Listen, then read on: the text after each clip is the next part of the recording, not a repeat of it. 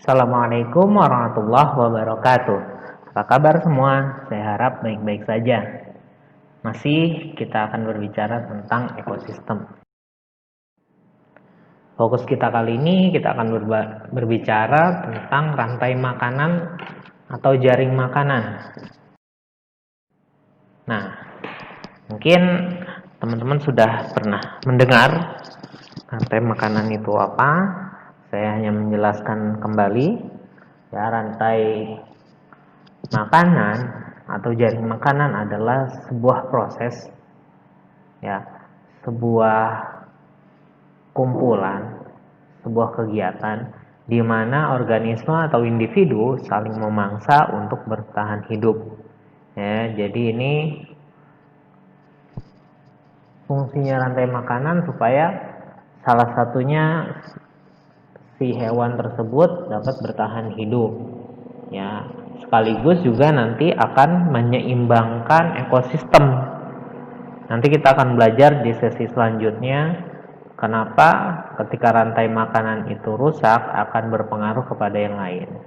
Nah, selain itu, ya, dalam rantai makanan tiap organisme itu memiliki fungsi yang berbeda-beda.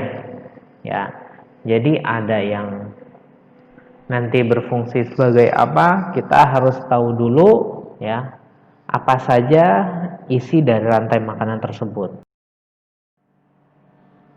Oke, di sini ada salah satu contoh dari rantai makanan, ya. Nah, kalau ada lingkaran, ya, yang dari matahari itu adalah energi, ya, sumber energi dari luar, ya, dari matahari. Nah,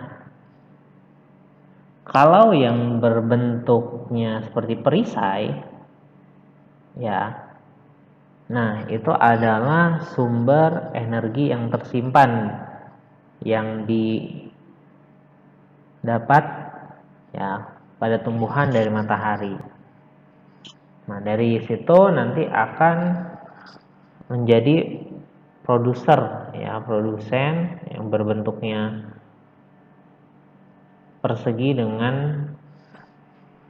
panjang dengan yang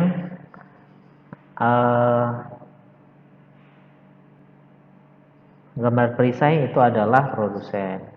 Maksud produsen apa, konsumen itu apa, nanti kita akan bahas. Ya, jadi rantai makanan ini akan saling berpengaruh, ya. Rumput, ya, hewan pemakan tumbuhan, hewan pemakan daging, ya, dan lain sebagainya. Jadi kita harus fokus apa saja yang menjadi komponen dari rantai makanan tersebut. Nah, mungkin kalian akan tambah bingung dengan penjelasan dan gambar yang tadi. Ya, secara ringkas akan saya jelaskan lagi. Nah, komponen yang pertama pada rantai makanan adalah produsen. Produsen itu artinya, ya, mikroorganisme yang mampu menghasilkan makanannya sendiri. Nah, biasanya produsen ini adalah tumbuhan, ya, baik rumput, pohon, ya, karena mereka bisa menghasilkan makanan sendiri yang mereka dapatkan dari proses fotosintesis. Kalian mungkin sudah belajar proses fotosintesis itu apa, ya. Nah, dari sini, dari proses fotosintesis itu akan menghasilkan energi yang tersimpan, ya, dalam tubuh rumput dan pohon.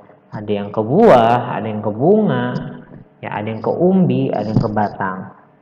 Nah, produsen ini adalah tingkat bawah, ya, maksudnya tingkat bawah, mereka tidak bisa makan apa-apa, ya, kecuali nanti ada hewan, ya, atau tumbuhan yang busuk yang dicerna sehingga menjadi mineral yang dibutuhkan oleh rumput dan pohonan. Selanjutnya kita ke konsumen, ya, naik ke atas.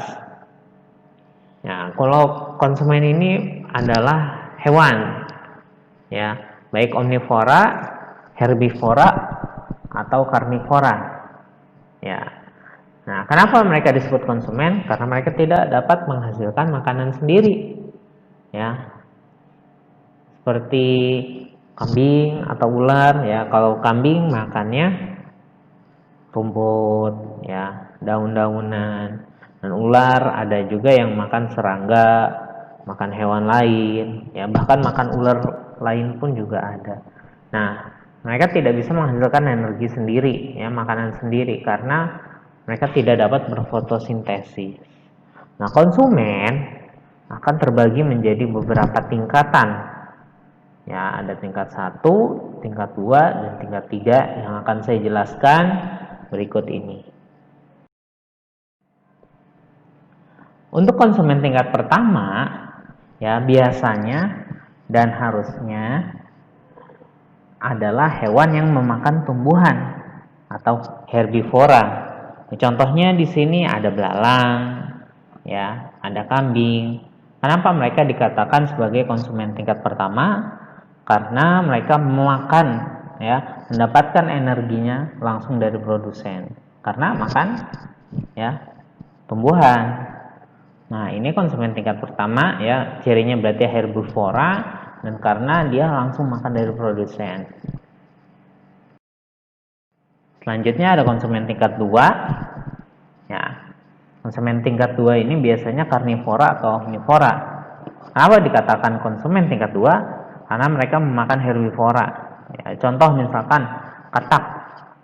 Ya, katak bisa memakan namanya belalang atau serangga-serangga lainnya yang memakan daun sebelumnya. Atau ular ya. Tadi di konsumen tingkat pertama contoh lainnya misalkan kelinci ya. Kelinci makan rumput ya. Nah, di situ ada ular, nanti ular akan memakan kelincinya. Ya, meskipun tak jarang ular juga bisa sampai ke konsumen tingkat 3. Nah, konsumen tingkat 3 atau yang konsumen puncak ya, biasanya mereka ditandai sama seperti tingkat 2, karnivora atau omnivora. Namun yang membedakan ya, konsumen tingkat 3 ini biasanya makan karnivora yang lain. Contoh ya, elang. Biasa elang mengkonsumsi ular.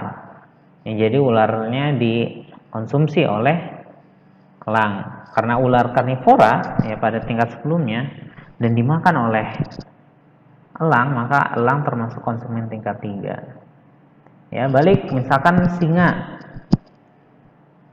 Ya, ada hyena yang telah memakan kambing, ya, kambing tingkat 1, hyena tingkat 2, nanti hyena akan dimakan oleh singa. Nah, maka di situ singa adalah konsumen tingkat 3. Sebenarnya banyak contohnya ya. Kalian bisa cari-cari juga apa saja yang konsumen tingkat 1, 2, dan 3. Nah, komponen yang terakhir ya, tadi kita udah belajar produsen, konsumen, sekarang adalah yang terakhir, dekomposer. Nah, dekomposer ini organisme ya, baik hewan maupun tumbuhan ataupun selain tumbuhan yang memakan jasad makhluk hidup yang telah mati dan membusuk. Nah, contohnya sini bakteri, belatung, atau jamur. Mungkin kalian pernah lihat ada bangkai hewan ya dikerubungi oleh belatung, ya, tiba-tiba tumbuh jamur. Nah, mereka memiliki fungsi yang sangat vital di komposer nih. Ya, bayangkan jika tidak ada dekomposer, ya, tidak ada agen pembusukan. Ya, jadi bangkai-bangkai yang ada sejak zaman dahulu, ya, misalkan ada hewan yang mati 3 hari yang lalu, kalau tidak ada dekomposer, ya, bangkainya akan bau-bau terus. Ya, mungkin bisa setahun, ya, atau sebulan baunya tidak hilang-hilang. Nah, dekomposer ini berfungsi untuk mempercepat proses itu, ya.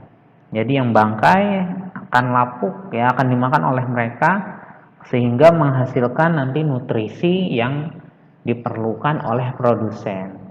Jadi rantai makanan ini bukan cuma satu arah, tapi adalah sebuah proses ya, lingkaran. Jadi dari dekomposer nanti akan dicerna oleh produsen menghasilkan energi, dimakan konsumen akan mati, dimakan oleh dekomposer dan kembali lagi. Nah, itu. Fokusnya kita misalkan contohnya seperti ini, ya, dari jaring makanannya. Kita bacanya bukan dari atas tapi dari bawah, ya, dari primary producer, ya, atau produsen awal. Ya, di sini ada fitoplankton, ya, plankton yang kecil-kecil. Ya, terusnya ada tumbuhan air, ya, ada yang di dalam air, ada yang mengambang atau misalkan di pinggir air. Ya, di sini ekosistemnya adalah ekosistem perairan asin. Nah, oke.